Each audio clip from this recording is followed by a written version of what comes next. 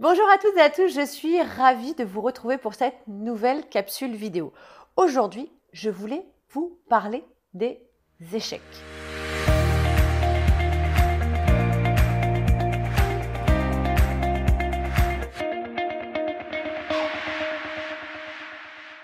Je me présente, je m'appelle Anne-Sylvie Dutry, je suis coach en développement personnel et formatrice en relations humaines.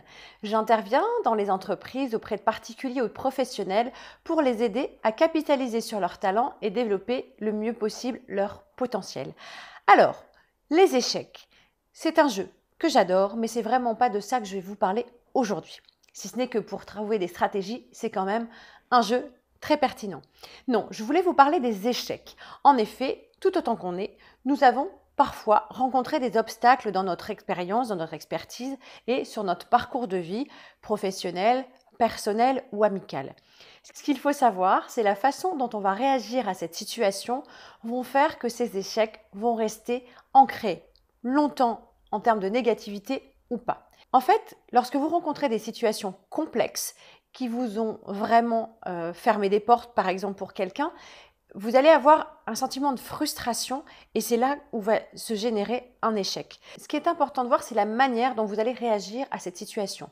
Selon que votre focus soit positif ou négatif, mais le temps de remonter suite à cette situation va être plus ou moins long. Plus vite vous allez focuser sur du positif, plus vite vous allez pouvoir, comme dirait l'autre, remonter en selle. Et l'important, c'est d'avoir en tête une situation très claire et de se dire, par rapport à ce qui s'est passé, est-ce que j'étais bien préparée? Est-ce que j'avais mis toutes les chances de mon côté?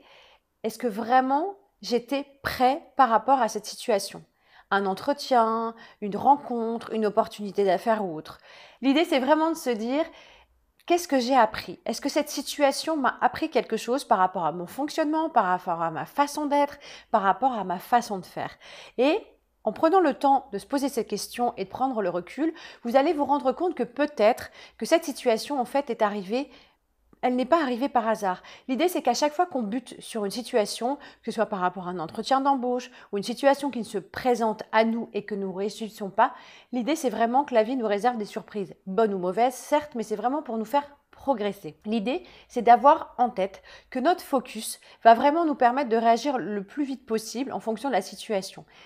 On remet parfois la situation ou on remet facilement la faute sur l'autre. C'était pas le bon moment, la personne n'était pas très disponible, c'est la faute de mon chef ou c'est la faute de qui que ce soit. En fait, pas du tout. L'important, c'est savoir comment nous, on était positionnés par rapport à cette situation et comment nous allons pouvoir changer la donne pour pouvoir avoir malgré tout quelque chose de positif. Peut-être c'est améliorer mon expertise, renforcer ma confiance en moi pour que la fois suivante, lorsque cette situation se présente, on adopte une situation ou en tout cas un comportement différent. Voilà, j'espère que cette capsule vous a plu. Pour ma part, je vous dis à la semaine prochaine. Prenez soin de vous et à très bientôt.